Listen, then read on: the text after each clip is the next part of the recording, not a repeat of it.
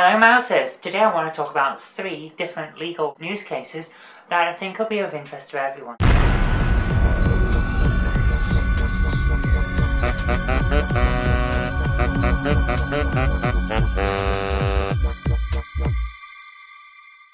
The first up is the case between Apple and Motorola on a patent that Apple somehow managed to get on the ability to unlock a phone by sliding your finger across it. This seems to me a little bit on the simplistic side for patents, but nevertheless, some genius somewhere granted it, so we have these cases now. As you might already know, Motorola was recently bought out by Google and is now one of the larger providers of Android telephones. So this is going to affect quite a large amount of Google's future planning for its phone. They say that it's not likely to affect sales of individual types of phones, but the fact is that Motorola have had to change how their unlock feature works for their next generation of telephones. So there is a bit of a change there already, and I'm just amazed that Apple have, for a start, managed to win a case. It seems to be the first one that they've won on a patent case for a while, and the issues with Samsung and all of that are still going on, so maybe it's just one of those things. Mobile phone companies sue each other all the time, so we'll see how it goes. But even so, having patented the ability to unlock a phone by going is just insane. It's like patenting the ability to put text onto a screen using keys.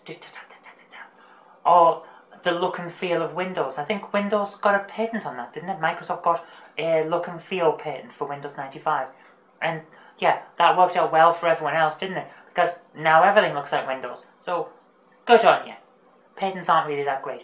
But there seems to be a lot of patent trolling in the mobile phone community, so we'll see how that acts out, and I'll be watching that with interest. Next up, it's Alex Salmond and his continuance to try and get Scotland to be an independent nation, despite the fact that it really is better off as part of the United Kingdom, just like every other part of the United Kingdom is better off. Salmond here wants to go and become an independent president of Scotland, or whatever it is, and tax quite heavily the oil revenue they get from the North Sea oil, despite the fact that there's no actual claim that Scotland has to the international waters part of the North Sea where the oil rigs are. Therefore, if what's going to happen is Scotland's going to go independent, go, yeah, we're going to survive by taxing oil, and then England's going to go, you know what? Screw you lot. We're going to tax all of the oil less, and then the oil companies go, well, if we just go a little bit further down the sea, we get to plant there, and we won't have to pay as much money. So see you, Scotland, and that's what's going to happen.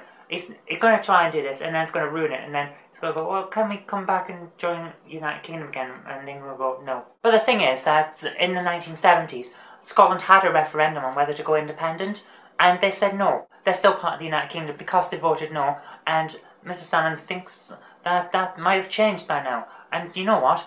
About 60% of Scotland, in the last poll that they did, said, no, we'd rather be part of the United Kingdom. So he's pushing for this, despite the fact that he doesn't represent the majority of Scotland, and he's not even got the backing of the majority of Scotland on this one issue. But he wants to push it because that's the kind of person he is. So good luck with that, and when you crash and burn, I'll be there going, ha ha! And we'll get on with our lives. And if he succeeds, well, there's several ways that Scotland's going to crash and burn then. Economically, it's not exactly in the best position, just like everywhere else in the world. It's going to be a small nation that doesn't have a huge amount of exports to deal with, and all in LTO will go somewhere else because we will make sure that we get our revenue one way or the other, because that's the type of people that we are. So, good luck. And moving on to a final one. It's a bit of a light-hearted one. If you want to put on the Benny Hill theme tune Yakety Sax, do so now, because I've been reading about this fantastic case about a CCTV operator who wasn't really all that clued up on his job. He just started, he was a bit of a new guy, and he'd been watching an area where a lot of burglaries had been going on. And unbeknown to him, oh actually no, known to him, the fact that a policeman was patrolling the area. So when he's looking around, he sees this guy looking in windows and acting a bit suspicious and basically looking around the area checking it out. So he contacted the policeman who was on patrol in the area and said, there's a guy in that area, he's looking a bit suspicious. He gave him the location of the person, and the policeman went to find him. And then, strange enough, the guy moved.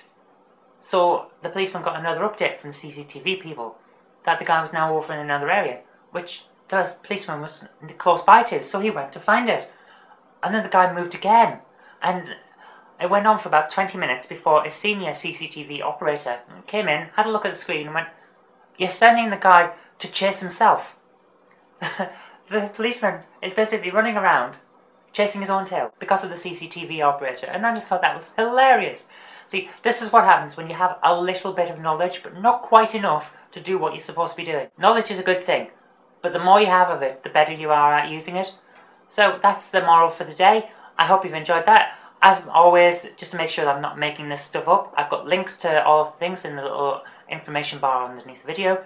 So until next time, I've been Zoe Kirk Robinson, you've been watching a video, and I'll see you tomorrow. Oh man. I can just see it now. Running, chasing these ones. Left a bit, left, but hang on, where is this guy? Oh, I'm easily pleased. Thanks, chasing your own shadow to a whole new meaning.